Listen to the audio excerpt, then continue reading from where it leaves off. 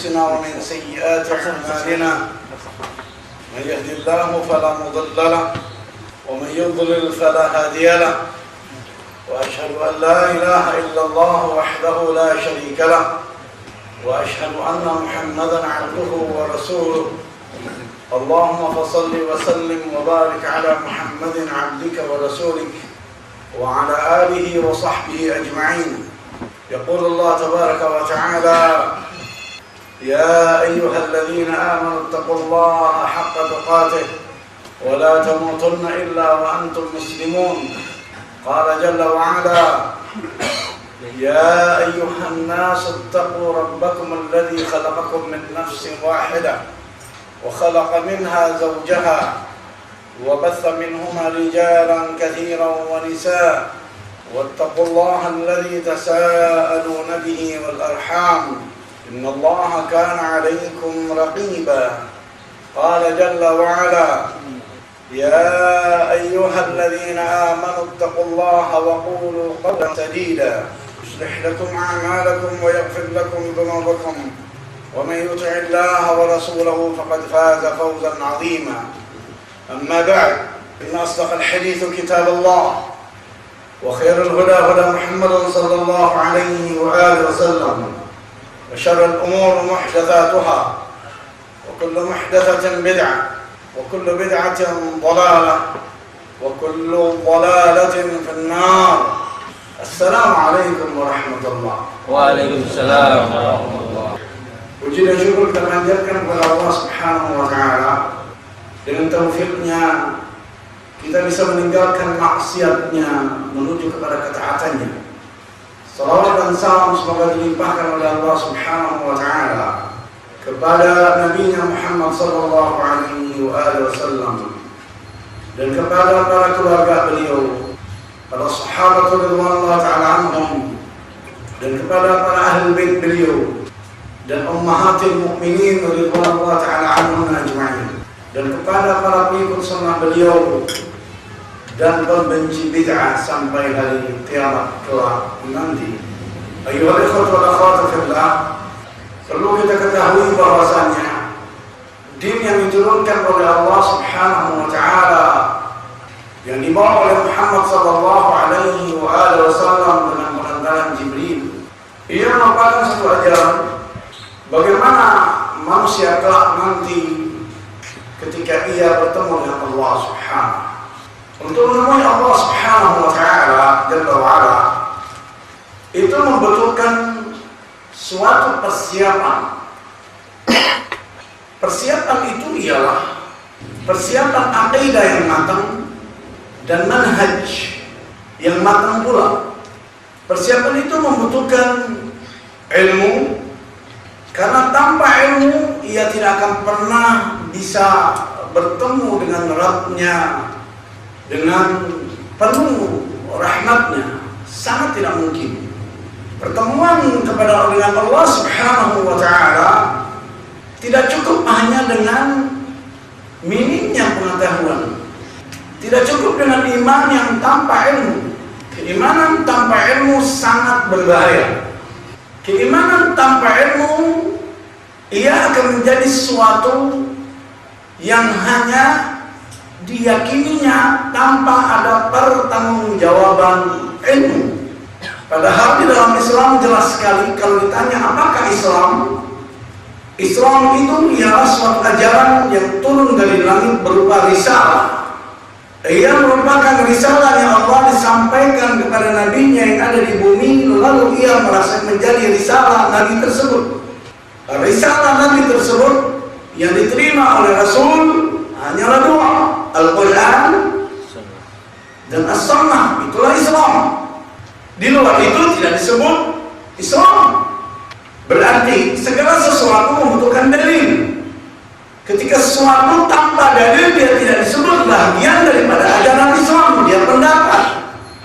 Kalau berbicara pendapat, nanti kita akan masuk dalam dunia filsafat, dan ini sangat berbahaya. Maka untuk bertemu dengannya, kembali kepadanya, dia mengutus Rasul agar memberi penjelasan bagaimana kita bertemu kepadanya. Ada cerita kita pertemuan dengan Allah, nama bukunya dari start awal sampai akhir namanya Eksklopedia Kiamat.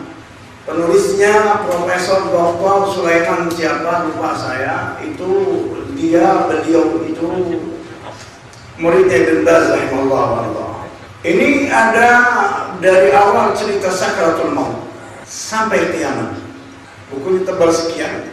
Untuk bertemu dengan Allah Subhanahu wa taala, Allah menyatakan pada surat yang ke-18 Al-Kahfi ayat yang terakhir. Allah Subhanahu wa taala berfirman, A'udzu billahi minasyaitonir rajim min hamzihi wa nafthihi wa nafthihi.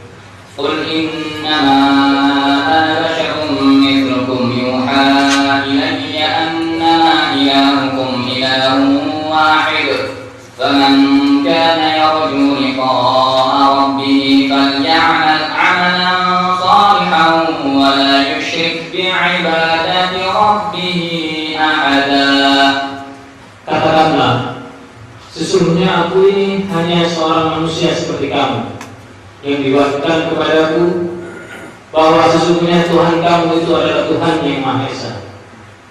Barang siapa mengharap perjumpaan dengan Tuhannya, maka hendaklah ia mengerjakan amal yang soleh, dan janganlah ia mempersekutukan seorang pun dalam beribadat kepada Tuhannya. ayat itu berbunyi, "Faman kana yarju liqa'a rabbih." Barang siapa berharap untuk bertemu dengan Rabbnya, nanti liqa'a rabbih, pertemuannya dengan Rabbnya nanti, ada dua hal syaratnya. Faly'amal. Setelah Allah mengatakan faly'amal, lalu dia tambah amalan plus salih. Dia tidak berkata faly'amal faqat, cukup. Kalau ia berkata faly'amal, maka seluruh amal bermanfaat, apapun bentuk amalnya. Tetapi yang dimaksud oleh Allah bukanlah seluruh perbuatan baik, tetapi disebut, dia takkid amalan salihah. Ada namanya amalan yang salih. Amal salih ini bisa diterima dan bermanfaat. Plus yang kedua, Allah mengatakan wala yusyrik fi ibadati rabbi ahada. Takkid syarat wala yusyrik. Dia tidak boleh syirik dengan seluruh secara umum, hal-hal tentang ibadah secara umum. Fi ibadati rabbi, dia tidak boleh syirik secara umum terhadap ibadah ammah. Dia tidak boleh syirik kepada Allah. Salah satu saja dia punya ibadah ada yang syirik, maka seluruh ibadahnya tertolak, hangus, ditambah dosa, ditambah amalnya tidak diterima. Itu pertama. Yang kedua, yang sebelumnya, al-amal salih. Ibnu Abbas radhiyallahu anhu, sepupunya Rasulullah sallallahu alaihi wasallam, yang bernama Abdullah bin Abbas, anaknya Abbas bin Abdul Muttalib, beliau berkata tentang amal saleh. Amal saleh itu yang dibenarkan oleh Al-Quran dan As-Sunnah. Seluruh amal yang tidak dibenarkan oleh Al-Quran dan As-Sunnah, ia tidak disebut amal saleh. Apapun perilaku yang dilakukan oleh manusia, in khalafa al-kitab was-sunnah falan ta'tabiru annahu amalan salihah. Seluruh perbuatan manusia apabila dia menyalahi Al-Quran dan As-Sunnah, itu tidak dianggap oleh Allah sebagai suatu amal yang saleh. Kalau dia bukan amal saleh, dia amal as-sayyi'ah. Amal itu harus ada yang memulainya. Saya ulangi, amal itu harus ada yang memulainya. Kalau tidak ada yang memulainya, dia dinamai bid'ah. Jadi amal saleh itu harus ada yang memulainya. Yang memulainya Nabi, ataupun rekomendasinya Nabi. Contoh doa iftitah, ada doa iftitah Rasulullah, ada doa iftitah Abu Bakar, dan ada pula doa iftitah Umar bin Khattab radhiyallahu anhu. Tetapi dua doa iftitah ini dilekal atau tidak? Dilekalisir atau bukan? Kalau dilekalisir berarti sunnah. Kalau tidak dilekalisir, dia tidak disebut amal saleh. Karena Rasul pun menyatakan pada surat 46 Al-Ahqaf, ini syarat untuk bertemu dengan Allah, kita akan masuk dalam sakaratul maut. Pada ayat yang ke-9 Al-Ahqaf surat 46, apa kata Allah Subhanahu wa taala perintahnya kepada Rasulnya Muhammad sallallahu alaihi wa alihi wasallam? قل ما كنت بدعا من الرسل وما أدري ما يفعل بي ولا بكم إن أتبع إلا ما يوحى إلي وما أنا إلا نذير مبين. Situ ada perkataan qul amr min Allah, perintah dari Allah kepada Rasul untuk menyatakan ma kuntu bid'an, aku bukan pembuat bid'ah. Apa yang aku lakukan bukanlah suatu yang bid'ah. Jadi bid'ah itu ada dalam Al-Quran atau tidak? Ada ya. Dalilnya itu ya. Selama ini dalilnya nggak tahu disebutin orang di mana, itu dalilnya. Rasul mengatakan, diperintahkan oleh Allah menyatakan qul ma kuntu bid'an minar rusul. Aku bukanlah pembawa bid'ah. Pertama tentang kenabian dan kerasulan. Makna kenabian dan kerasulan beliau bukanlah yang pertama. Tapi sebelum beliau sudah ada beberapa nabi start dari Adam menerima wahyu dan menyampaikan risalah. Apa yang aku sampaikan dan apa yang aku terima suatu yang sudah biasa, yang sudah ditetapkan oleh Allah, tetapi bukan sesuatu yang biasa yang ada dalam masyarakat, yang tidak pernah turun dari langit. Kira-kira bid'ah itu seperti itu. Itu pertama. Yang kedua, untuk bertemu dengan Allah tidak boleh ada ini, tidak boleh adanya bid'ah. Karena Allah menyatakan faman kana yarju liqa'a rabbih falyamal amalan salihah, falyamal amalan salihah. Apa? Liman kana yarju liqa'a rabbih, hendaklah dia beramal amalan salihah. Amal salih itu dipersiapkan untuk bertemu dengan Allah. Tidak boleh Anda bertemu dengan Allah tanpa amal, seperti orang musyrikin dan orang syirik. Mereka tanpa amal bertemu dengan Allah. Amalnya untuk mempersiapkan amal agar Anda bisa mendapatkan kelas di dalam surga. Walai syirik artinya mereka tidak boleh syirik, harus meniadakan syirik, berarti harus menetapkan tauhid, harus memiliki tauhid. Jadi manusia harus menghindari bid'ah dan syirik. Itu pula yang pertama. Bagian ketiga ar-riya was-sum'ah. Riya dan sum'ah. Riya ini bisa membatalkan manusia untuk sujud di hadapan Allah di hari kiamat kelak nanti, di saat Allah Tabaraka wa ta'ala menyingkap betisnya. Puncak klimak dari kesombongan Allah itu di saat dia menyingkap betisnya, lalu manusia disuruh sujud. Klimak lah itu. Klimak apa bukan? Betis disingkap, lalu manusia disuruh sujud. Kesombongan bukan itu? Walahul kibriya li'annahu al-mutakabbir. Baginya kesombongan karena dia memang sombong. Bukan 68 ayat 42 dan 43 saya tafsir. Yawma yukshafu an saqin wa yud'auna ila as-sujudi fala yastati'un khashi'atan absaruhum tarhaquhum dhillah wa qad kanu yud'auna ila as-sujudi wa hum salimun. Nah, Pada hari betis disikapkan dan mereka dipanggil untuk bersujud, maka mereka tidak puasa. dalam keadaan pandangan mereka tunduk ke bawah, lagi mereka diliputi kehinaan, dan sesungguhnya mereka dahulu di dunia disuruh untuk bersujud dan mereka dalam keadaan sejahtera. Di situ dari keterangan hadis Rasulullah surat 68 Al-Qalam ayat 42 dan 43 juz keberapa itu? 29. Jilid 8 atau 7.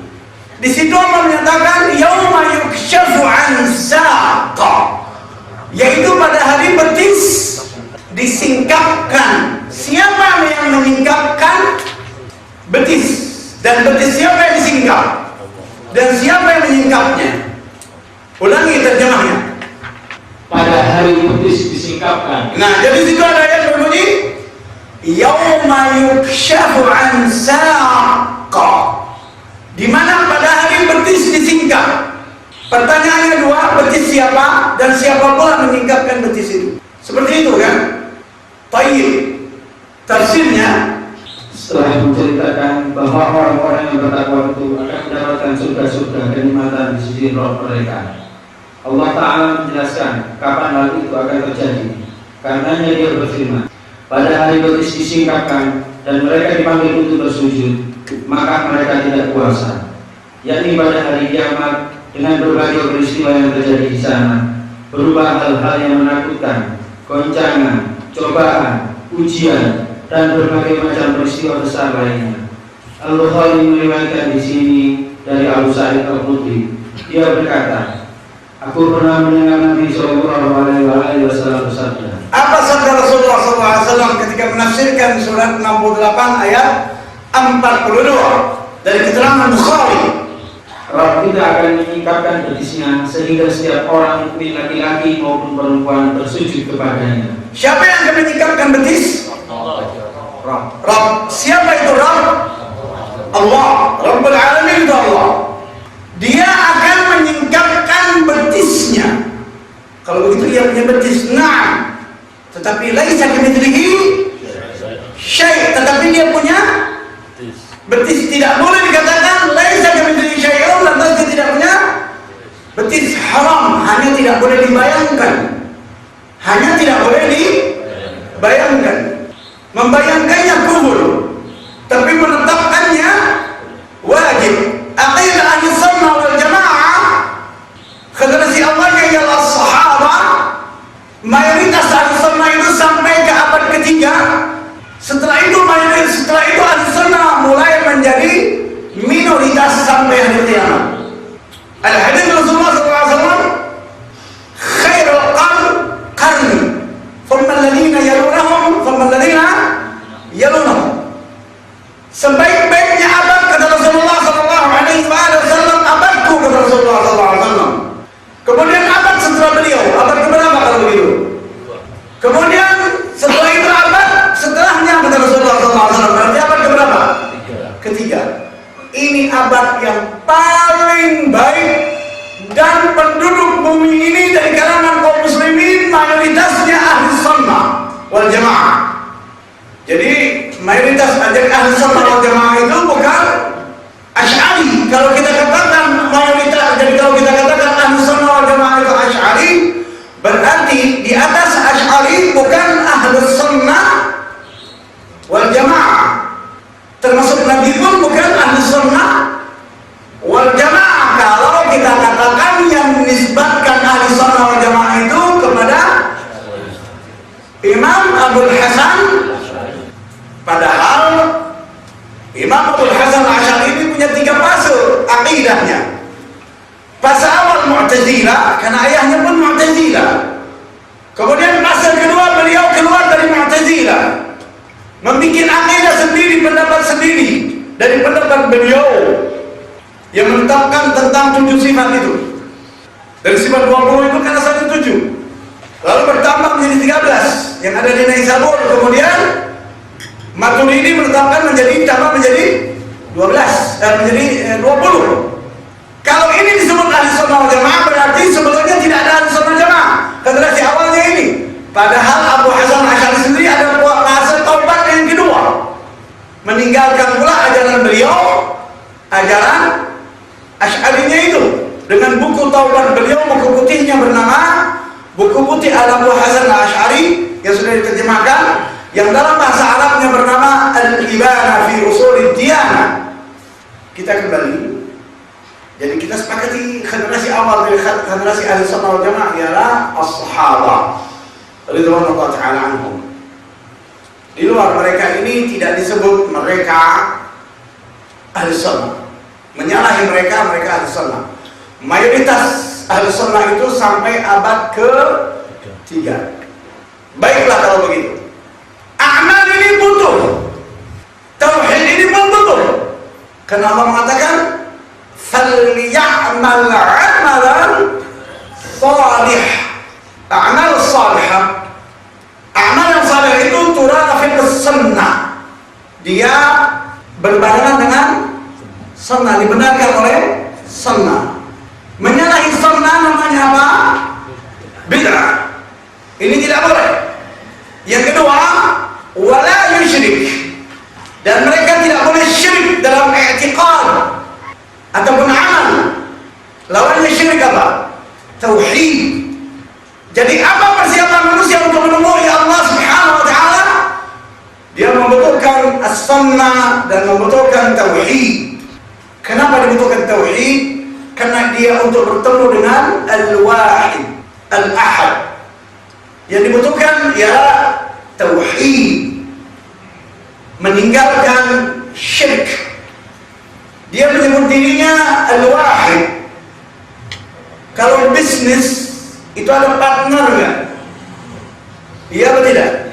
Bentuknya apa ini? Syirka atau bukan? Syirka.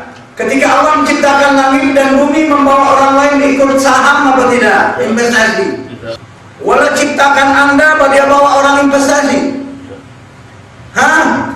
Dia ciptakan manusia, dia bawa orang lain untuk investasi. Siapa yang memerintahkan laki-laki untuk menikah dengan perempuan? Siapa yang memerintahkan manusia laki-laki untuk menikah dengan perempuan? Allah. Kemudian siapa yang memerintahkan kaum laki-laki untuk menjadi suami untuk menjima sang istrinya? Allah. Adakah investasi ayah dan ibu ikut di situ?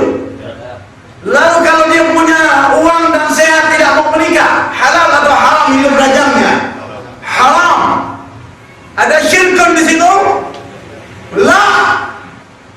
Tidak ada syirik di situ. Tidak ada syirka. Tidak ada syirik untuknya. Maka yang dibutuhkan apa? Tauhid. Syara'ah. Siapa yang memberi syara'ah? Allah yang memberi syara'ah. Maka dia mengizinkan Muhammad sallallahu alaihi wasallam untuk memberi syara'ah kepada siapa yang dia izinkan. Bolehkah meminta syara'ah kepada Rasul?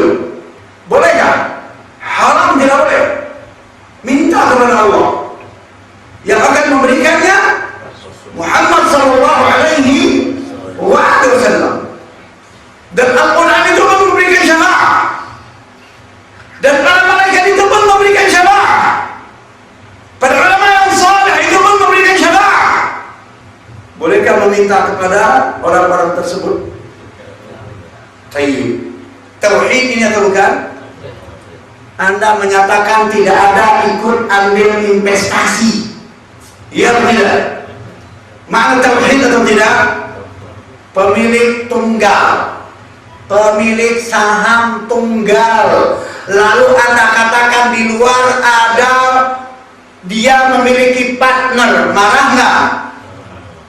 Kira-kira ada orang kaya top, dia punya saham tunggal di perusahaan itu, Anda katakan di luar, itu kan ada partner kerjasamanya, marah nggak dia ini? Marah. Ini aja marah, bagaimana Allah nggak nyiksa manusia masuk ini dalam neraka. Kemudian Allah Subhanahu wa ta'ala mengatakan untuk bertemu dengannya perlu memiliki dua hal ini. Untuk bertemu dengannya ketika Anda berada dalam sakaratul maut, yang dibutuhkan ini. La ilaha illallah ini yang dibutuhkan. Bagaimana Anda sebagai seorang muslim tidak menguasai la ilaha illallah, tidak mengerti makna la ilaha illallah seperti apa yang telah ditetapkan oleh Allah dan Rasulnya, tapi hanya memahami la ilaha illallah menurut apa yang ada di kepala kita?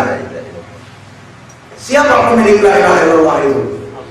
Berarti la ilaha illallah illallah itu sekedar diucapkan atau difahami maknanya, dimasukkan ke dalam hati, di dalam jantung, lalu dia dipelihara, kemudian diamalkan dalam kehidupannya, atau sekedar sampai la ilaha illallah diucapkan dan sampai di tenggorokannya tidak masuk ke dalam hatinya. Bukankah Rasulullah SAW berkata, "Man kana akhiru kalamihi la ilaha illallah, dakhala al-jannah." Siapa yang akhir hayatnya mengucapkan la ilaha illallah, dia akan masuk surga. Berarti la ilaha illallah itu diucapkan, ditancap, dipelihara atau tidak? Perlu pemeliharaan atau tidak? Bagaimana Anda memurnikan la ilaha illallah Anda? Ini bukunya sudah langka, nggak ada lagi. La di Jakarta wala di Surabaya. Ini memurnikan la ilaha illallah yang ditulis oleh 3 ulama. Selain Anda memahami la ilaha illallah, Anda pun wajib memurnikan, membersihkan la ilaha illallah Anda. Bagaimana memurnikannya? Kemudian kalimat la ilaha illallah ini kalau tidak Anda pahami di dunia dengan ilmu, dengan apa yang ada di dalam Al-Quran, dengan apa yang ada di dalam As-Sunnah, dengan pemahaman para sahabatul ridwanullah ta'ala anhum, Anda akan celaka. Ketika la ilaha illallah tidak Anda bahas dalam Al-Quran dan tidak Anda bahas dalam As-Sunnah dan tidak Anda pelajari keduanya dan tidak Anda pahami berdasarkan pemahaman para sahabatul ridwanullah ta'ala anhum, Anda akan masuk dalam kelompok 72. Karena kelompok yang satu itu ialah kelompoknya Muhammad sallallahu alaihi wasallam dan as-sahabatul ridwanullah ta'ala anhum. Kalau Anda tanya siapakah kelompok yang satu? Kelompok yang satu kelompok yang satu itu ialah kelompoknya Rasul sallallahu alaihi wasallam dan as-sahabatul ridwanullah ta'ala anhum. Kullu man khalafahu fa huwa mukhalif. Siapa yang menyalahi Rasul dan as-sahabah radhiyallahu anhum ajma'in, maka mereka disebut orang-orang yang salah dan mukhalif, menyalahi Ahlussunnah wal Jamaah. Karena Ahlussunnah wal Jamaah itu ternisbat pada as-sahabah. Jamaah itu pun ternisbat pada mereka. Allah pun menyebut dalam Al-Quran tentang mereka jamaah itu. Rasul sallallahu alaihi wasallam, Allah Subhanahu wa taala berfirman dalam surat Al-Baqarah ayat yang ke-10, wa idza qila lahum aminu kama amana an-nas qalu anu'minu kama amana as-sufaha. Silakan. Al-Baqarah. Wa idza qila lahum aminu kama amana an-nas qalu anu'minu kama amana as-sufaha. Ala innahum humus sufaha walakin la ya'lamun. Ayat berapa? 13. Baik. Apabila dikatakan kepada mereka, berimanlah kamu sebagaimana orang-orang lain telah beriman. Jadi Allah menyatakan wa idza qila lahum aminu, dan apabila dikatakan kepada mereka al-yahud wal nasara, aminu, berimanlah kalian wahai Yahudi dan Nasrani, kama amana nas, seperti iman-imannya manusia. Dimaksudkan di situ ialah sahabat. Tak ada Yahudi dan Nasrani menyalahi sahabatnya Muhammad sallallahu alaihi wasallam, mereka salah, melainkan mereka salah. Tak ada seorang muslim yang menyalahi sahabatnya Muhammad, melainkan mereka salah dan termasuk kelompok bid'ah dan mubtadi'. Manusia yang pertama keluar dari akidah ini ialah Khawarij. Mereka manusia kelompok yang pertama keluar dari akidah Ahlussunnah wal Jamaah. Lalu mereka keluar dari Islam. Lalu nasr anaknya yang pertama dari Khawarij ialah Rafidah. Dari Rafidah ini letak sekian banyak telur namanya Syiah. Kemudian setelah itu keluar lagi sekelompok dari Ahlussunnah wal Jamaah ini, menjadilah mereka kaum Mu'tazilah. tiba. Tetapi kelompok ini tidak kafir. Mereka tetap kaum muslimin. Kafir mereka tidak kafir, tidak keluar dari Islam. Mereka kafir tetapi tetap berada dalam Islam. Karena mereka cacat akidahnya, cacat millahnya. Mereka keluar dari millahnya Allah dan millahnya Muhammad sallallahu alaihi wasallam. Ketika mati, ketika datangnya sakaratul maut, satu penyakit yang tidak ada obat, yang mengobatinya, yang berusaha mengobati sakaratul maut ini pun dia akan terkena penyakit itu dan tidak ada yang mengobatkannya. Dan begitulah seterusnya. Inginkah Anda bertemu dengan Rabb Anda? Kamunkah Anda dengan Rabb Anda yang Anda imani selama ini dan tidak pernah Anda lihat dan tidak pernah Anda rasakan keberadaannya? Ketika Anda kangen untuk bertemu dengannya, ada proses awal. Apa itu? Sakaratul maut. Surat Qaf ayat 19. Allah menyatakan, tiap tafsir Ibnu Katsir surat 68 ayat 42 itu begitu anak kejar itu tidak boleh lari, tidak boleh nyanyi, terus ada. Surat 50, silakan. Qaf setelah Al-Hujarat sebelum Al-Zariyat. وجاءت سكرة الموت بالحق ذلك ما كنت منه تحيد. Dan datanglah sakaratul maut dengan sebenar-benarnya. Itulah yang kamu selalu lari daripadanya. Jadi sakaratul maut, sebelum maut itu tiba, ada namanya sakaratul maut. Orang minum khamr itu efeknya apa? Sakram atau tidak? Ini yang datang bukan sakram. Sakram ujungnya Anda sadar, tetapi sakratul maut ujungnya maut. Berpisahnya ruh dan jasad, maboknya mati. Sebelum orang mati itu ada proses mabok. Klimaknya mabok, koma. Klimaknya orang mabok, blak. Diapain pun dia nggak dengar. Diomongin pun dia nggak nyambung. Jadi kalau dia mabok masih sempoyongan, dia masih dengar. Itu belum klimak mabok. Karena Allah menyebut orang mabok itu di dalam Al-Quran, hatta ta'lamu ma taqulun. Orang yang tidak mabok itu, kalau kamu mabok, ya, kalau kamu mabok, kamu tidak boleh salah, sehingga kamu mengerti apa yang kamu. Kalau dia sudah mengerti dengan apa yang dia ucapkan, berarti dia tidak mabok. Kalimat mabok ngomongnya ngantuk ke barat, lantas dia jawab ke timur. Ini namanya mabok. Kalimatnya tumbang, blak, bukan berantem. Jadi kalau dia berantem, mabok haram. Mabok itu dia nggak nyambung. Sakaratul maut. Ketika orang kena penyakit, ketika ia kena sakran, ketika mau masuk kematiannya dia sakran dulu. Yang membikinnya sakran ini bukan dawa atau khamr atau hawaii. Yang membikin dia jadi sakran ini 875 ayat 26. Yang membikin dia menjadi sakran ialah karena idza balaghat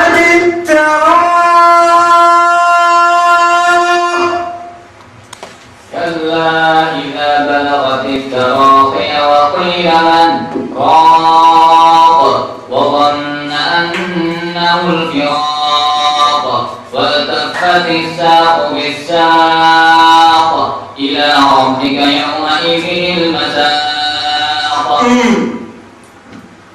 Apa itu yang membikinnya mabok? Sabda jalan. Apabila nafas seseorang telah mendesak sampai ke kerongkongan. Jadi apa yang membikinnya mabok? Orang asma itu malah lebih parah sama orang dewek. Asma Ini ada lebih parah daripada asma. Napasnya mendesak di kerongkongannya. Kenapa? Ada penyumbatan, ruhnya mau keluar, berada di situ. Coba ente ambil gumpalan daging yang nggak ada tulang, ente telur yang lebih gede. Mabok ini. Tayyib. Apa yang membuat Anda menjadi mabok? Saat itu ruh harus keluar dari jasad. Ketika dituntut, ketika ia akan keluar dari jasadnya, yang dituntut oleh Allah ialah kalimat la ilaha illallah. Tidak ada penyelamat. Tidak ada penyelamat kecuali hadhil kalimah at-thayyibah ats-tsabitah la ilaha illallah. Tidak ada penyelamat kecuali kalimat ini. Muhammad bin Abdullah pun tidak akan bisa menyelamatkan manusia ketika ia tidak berakhir dengan la ilaha illallah.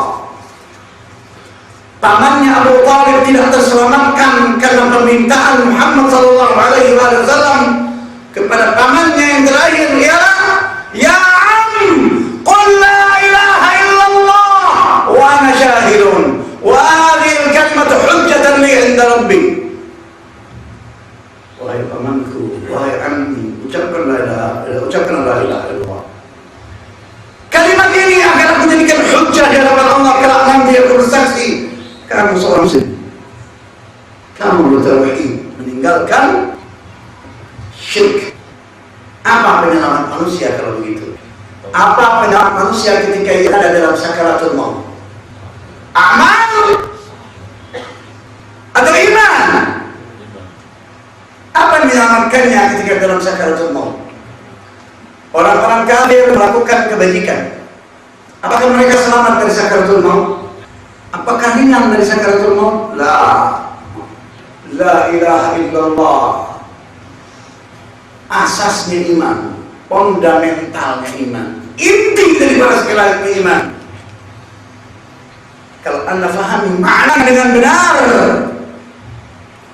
seperti yang turun dari langit, maka selamatlah Anda dari azab Allah. Tetapi apabila Anda tidak memahami dengan benar, maka jangan harap Anda akan selamat dari sakaratul maut ini.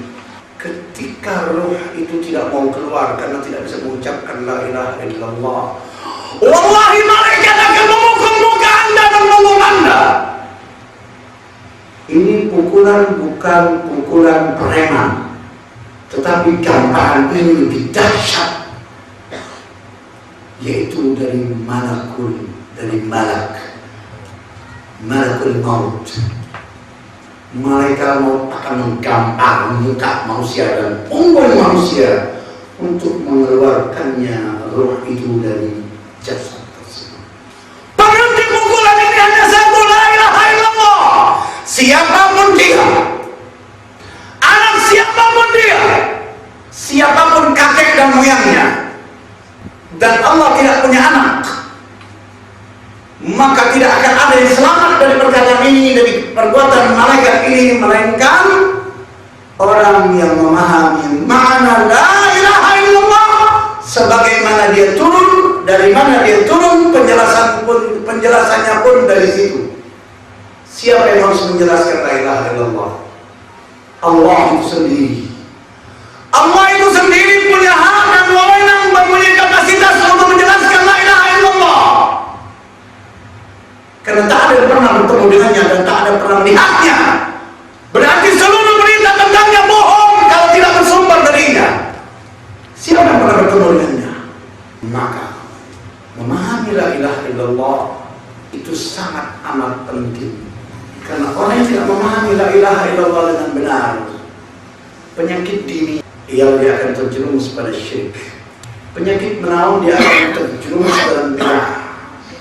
Penyakit yang parah, dia akan terjerumus dalam riya.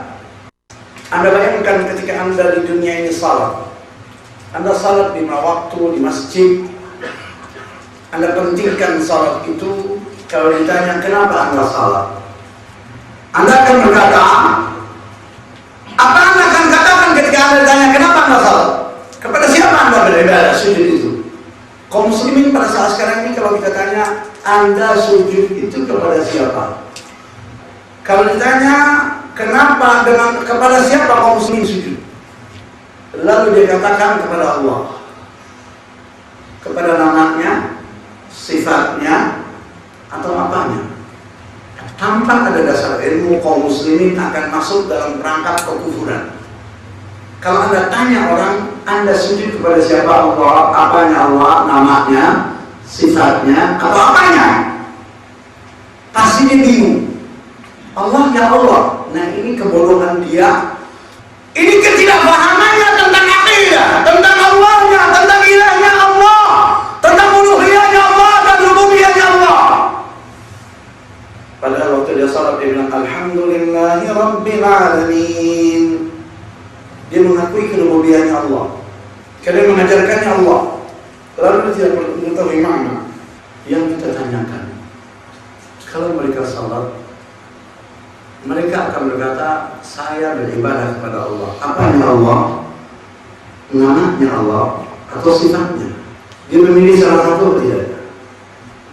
Memilih salah satu atau tidak? Kalau dia memilih kufur, kalau dia telah kafir. Siapa pemilik nama? Siapa pemilik sifat? Siapa pemilik nama dan siapa pemilik sifat? Bukankah zat? Jadi kita ini beribadah kepada zatnya Allah subhanahu, yang memerintahkan kita agar beribadah kepada zatnya Allah itu sendiri. Di dalam surat 20 ayat yang ke-14, perkataannya kepada Musa alaihissalatu wassalam, dia berfirman, katanya, Innani ana Allah la ilaha illa ana fa'budni wa aqimis salata li dzikri. Dia katakan apa? La ilaha illa ana, bukankah zatnya? Lalu dia katakan fa'budni, maka beribadahlah kamu kepadaku. Bukankah zatnya? Zatnya apa bukan? Sesungguhnya aku ini adalah Allah. Jadi dia katakan sesungguhnya aku ini. Zatnya atau bukan? Zatnya atau bukan? Lalu dia katakan siapa zatnya itu? Allah. Sifat dan nama atau bukan? Kemudian dia katakan kembali ulangi. Sesungguhnya aku ini adalah Allah. Tidak ada Tuhan yang hak selain aku. Lalu dia katakan la ilaha illa ana. Bukankah zatnya? Zatnya apa tidak? Zatnya. Dia katakan tidak ada ilah. Tuhan hantuan-tuan, nggak jelas bahasanya bunglon. Allah tidak pernah mengaku dirinya Tuhan. Dia mengaku dirinya Allah dan mengaku dirinya ilah. Dia mengaku dirinya Allah dan mengaku dirinya Rabb.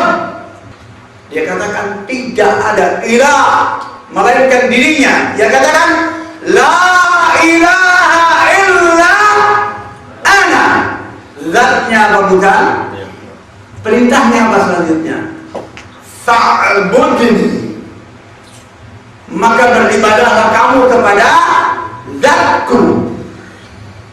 Iya atau tidak? Ibadah itu untuk siapa? Untuk Allah, zatu.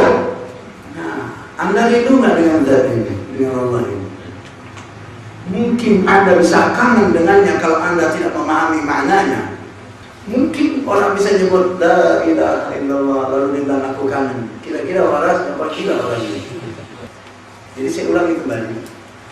Kaum muslimin ketika beriman pada saat sekarang ini, mereka iman berdasarkan teks atau iman berdasarkan opini yang dibentuk oleh orang lain? Saya tanya. Kaum muslimin pada saat sekarang ini menetapkan sesuatu terhadap Allah dan dia mengimani Allah berdasarkan teks dari langit ataupun berdasarkan opini yang dibentuk oleh gurunya. Apakah masuk neraka dengan gurunya? Jadi, adakah orang yang pernah melihat Allah? Adakah orang yang pernah bertemu dengan Allah? Adakah orang yang pernah merasakan adanya Allah di sampingnya? Kadzdzab. Kita mempercayai adanya Allah berdasarkan teks turun dari langit, berita darinya. Ia tetapkan dirinya Allah dan kita diperintahkan untuk mengimaninya. Lalu kita katakan amanlah. Bukankah berdasarkan perintah? Kalau begitu, ketika Allah menyingkapkan betisnya, Anda akan bertemu dengan zatnya atau tidak? Saya ulangi. Baca Bukhari kembali. Baca itu surah 68 kembali. Dari pertama. Dari Bukhari. Al-Bukhari meriwayatkan di sini dari Abu Sa'id Al-Khudri, dia berkata, Apa katanya? Kata Abu Sa'id Al-Khudri. aku pernah mendengar Nabi Shallallahu Alaihi Wasallam bersabda, Apa isi sabdanya Rasulullah Sallallahu Alaihi Wasallam? Rabb kita akan menyingkapkan betisnya. Jadi kata Rasulullah Sallallahu Alaihi Wasallam, Rabb akan menyingkapkan betisnya. Samar atau jelas bahasa ini? Kalau jelas dibilang samar, menceng atau lurus. Jadi kata Rasulullah Sallallahu Alaihi Wasallam, Rabb kita akan menyingkapkan betisnya kelak di hari kiamat. Akan Anda lihat atau tidak? Akan Anda lihat atau tidak zatnya? Akan terlihat? Ya. Baik. Kalau orang yang tidak rindu dengan zat ini, yang ditanyakan sempurnakah imannya? Dia beribadah kepadanya, mempercayainya, mati-matian karenanya, tapi tidak rindu kepadanya. Aneh ya? Ganjil atau tidak? Ganjil. Contoh, saya ambil teori pendekatan. Tapi Allah laisa kamitslihi syai'. Allah tidak seperti itu. Saya ambilkan suatu pemahaman pendekatan. Orang istrinya musafir pergi berapa lama di haji ataupun tempat ziarah, tempat siapa, berbulan-bulan, kangen nggak sama istrinya? Apa yang membuatnya kangen? Karena melihatnya atau mengenal sifatnya, mengenang sifatnya. Kira-kira mengenang atau karena melihat? Mengenang ya. Bagaimana manusia yang tidak pernah melihat mau kangen dengan Allah kalau dia tidak tahu sifatnya? Mungkin nggak? Kalau dia tidak tahu makna la ilaha illallah, mungkinkah dia akan rindu? Orang yang rindu pada sesuatu, Allah laisa syai'. Orang yang rindu pada sesuatu, kalau Anda hidangkan makanan yang begitu banyak, tempat yang begitu megah, terobatikah rindunya? Kira-kira terobatikah rindunya? Tidak pernah terobati. Sama juga orang yang kangen dengan Allah, dimasukkan oleh Allah ke surga, apakah terobati dia punya kerinduan ini? Lah, maka sekali melihat Allah itu, kata Rasulullah SAW, lebih baik daripada tinggal di dalam surga selama 1000 tahun.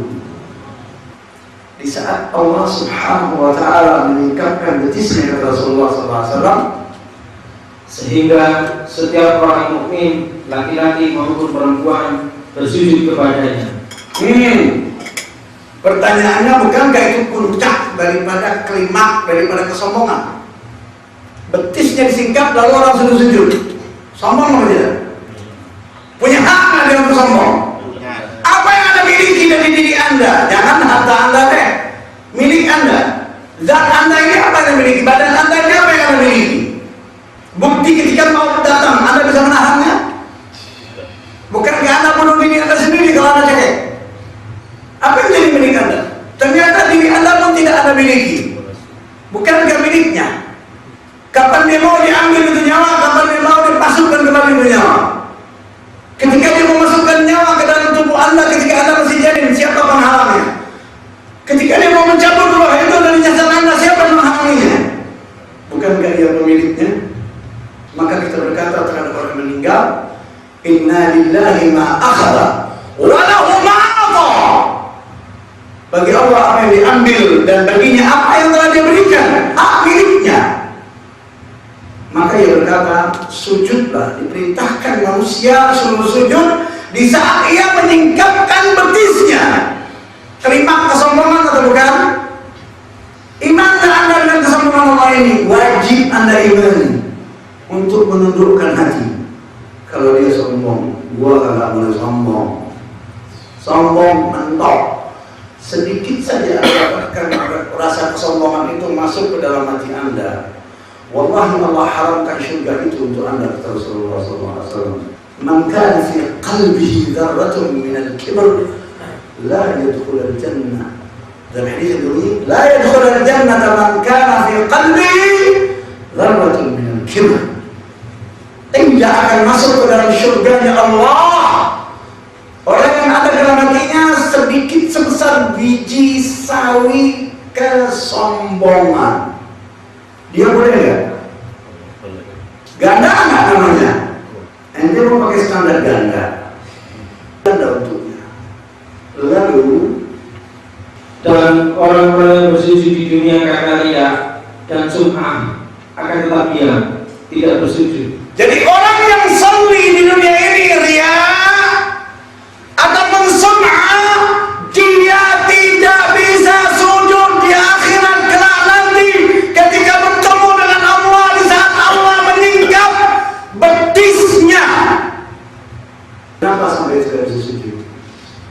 Kemudian mereka beranjak untuk bersujud, tetapi punggungnya kembali menjadi satu. Jadi tulang belakangnya itu kan bisa ruku, bisa sujud karena fleksibel kan, bersambung-sambung. Ini tulang belakangnya dibikin oleh Allah seperti tulang betis ini. Ada satu batang.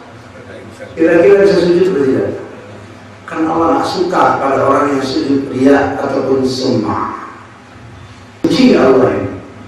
Rinci atau global? Rinci. Jadi pun kau beriman, mengikuti sunnah, apabila di dalam hatimu ada riya ataupun sum'ah, tidak akan pernah sujud di hadapannya di saat ia meningkatkan betisnya di hari kiamat kelak nanti. Mana terasa lebih lezat ketika ada sujud di dunia dengan sujud di akhirat kelak nanti. Kalau di dunia Anda tidak sujud, jangankan tidak sujud, sujud riya ataupun sum'ah tidak bisa sujud kepadanya, apalagi tidak sujud. Di dunia Anda mau sujud berpuluh-puluh tahun tidak pernah melihatnya. Lantas Anda tidak berharap untuk sujud kepadanya ketika melihatnya di akhirat kelak nanti. Sangat rugi atau tidak? Beginilah pendapat kaum Mu'tazilah. Dia tidak melihat Allah, jadi Allah itu pun tidak melihatnya di akhirat. Kira-kira apa yang ada di benaknya? Udahlah di dunia tidak melihat, di akhirat tidak melihat. Kok dia bisa iman? Konslet nggak lagi? Anehnya. Baik. Untuk sampai Anda bisa sujud, sakaratul mautnya terlebih dahulu yang perlu Anda renungkan. Di saat ruh Anda sudah sampai di kerongkongan, Anda tahu orang keselak. Apa enak keselak? Apa yang harus Anda lakukan? Ya minum air yang ditabur dari belakangnya. Iya atau tidak? Iya atau tidak? Kalau orang keselak obatnya hanya dua, ya minum air atau ditabur dari belakangnya. Benar atau tidak? Buka surat 47 ayat 27. Ayat 27. Jadi di saat sakaratul maut itu ketika terjadi, yaitu di saat ruh manusia sampai ke kerongkongannya, ketika itu napasnya sangat mendesak, seperti ayat itu berbunyi, kalla idza balagatit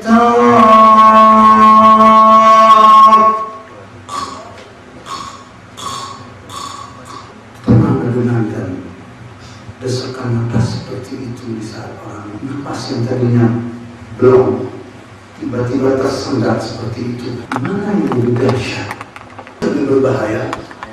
Mabuknya dawa, mabuknya khamr, dengan mabuknya nafas.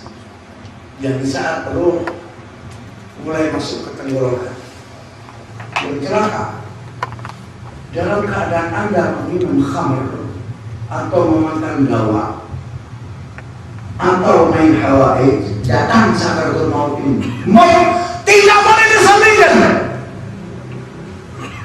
Maut dalam keadaan sakral, dia tidak boleh disalihkan. Biarkan dia kayak kucing. Haram menyalahkannya. فكيف إذا توفتهم الملائكة يضربون وجوههم وأدبارهم ذلك بأنهم اتبعوا ما أسخط الله وكرهوا رضوانه فأحبط أعمالهم. Bagaimana keadaan mereka apabila malaikat maut mencabut nyawa mereka, seraya memukul muka mereka dan punggung mereka? Jadi orang kesal, obatnya apa? Ditabok. Iya, yang kalau naboknya teman ente sahibat. Mikir, kalau yang naboknya malaikat, apa Anda kira-kira? Kalau Allah benci kepada Anda, malaikat ini benci atau tidak? Benci atau tidak? Orang-orang yang beriman akan benci kepada Anda atau tidak?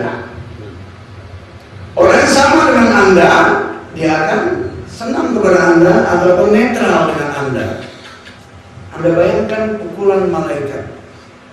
Ini pukulannya malaikat. Sebelum Anda maut, sebelum Israel itu ngambil nyawa, itu ada dua malaikat yang siap. Buka Muslim hadis 2448. Baca. Dari Abu Hurairah radhiyallahu anhu katanya, Apa kata Abu Hurairah radhiyallahu anhu?